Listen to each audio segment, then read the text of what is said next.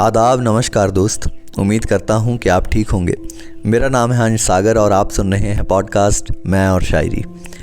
और आज जो कविता मैं आपके साथ साझी करने जा रहा हूँ, ये बेहद कमाल की कविता है जो कि लिखी है नरेश सक्सेना साहब ने, और इसका उन्वान है, इसका टाइटल है गिरना।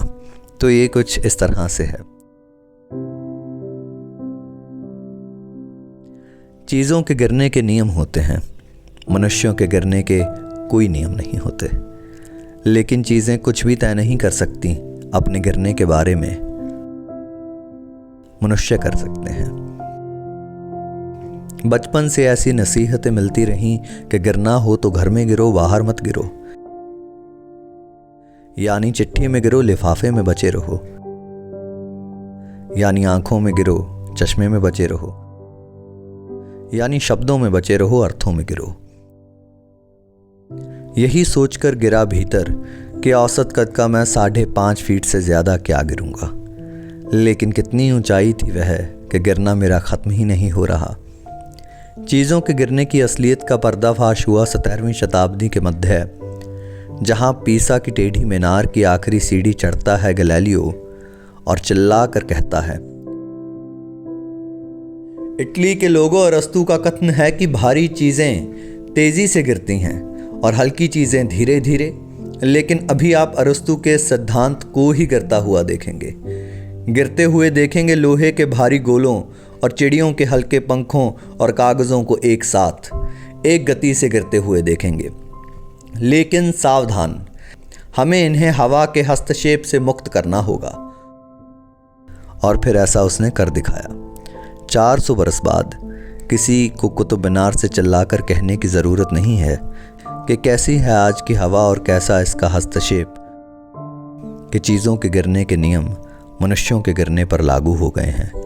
और लोग, हर कद और हर वज़न के लोग, यानी हम लोग और तुम लोग, एक साथ एक गति से एक ही दिशा में गिरते नज़र आ रहे हैं। इसलिए कहता हूँ कि गौर से देखो अपने चारों तरफ चीज़ों का गिरना और गिरो, जैसे गिरती है बर्फ़ ऊंची चोटियों पर, जहाँ से फूटती हैं मीठे पानी की नदियाँ। गिरो प्यासे हल्क में एक घूंट जल की तरह, रीते पात्र में पानी की तरह गिरो। उसे भरे जाने के संगीत से भरते हुए गिरो, आंसू की एक बूंद की तरह किसी के दुख में। गेंद की तरह गिरो खेलते बच्चों के बीच।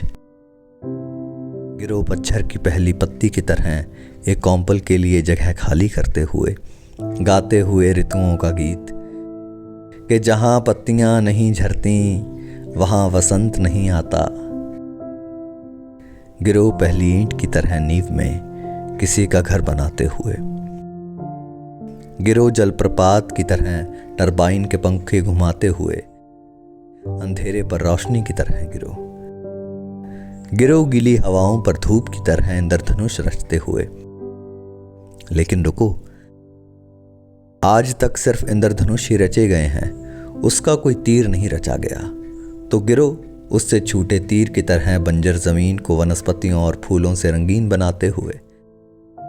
बारिश की तरह गिरो, सूखी धरती पर पके हुए फल की तरह धरती को अपने बीज सौंपते हुए गिरो।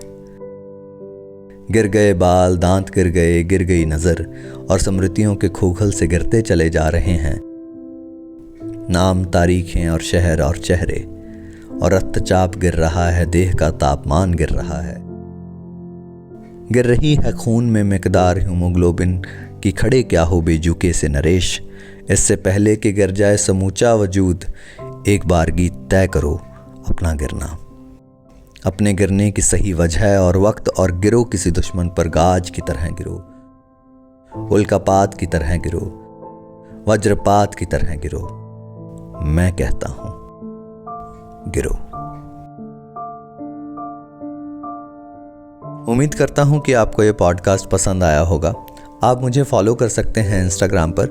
मेरे 2 हैंडल्स हैं, anshsagar.official और anshsagar resides के नाम पर। और आप DMs में आकर मुझे अपना सुझाव भी दे सकते हैं कि मैं और कौन सी कविता पढ़ूं या कौन सी किताब के बारे में बात करूं। और मेरे इस पॉडकास्ट को आप Spotify पर रेट करें। मिलते हैं अगले पॉडकास्ट में। बहुत बहुत शुक्रिया।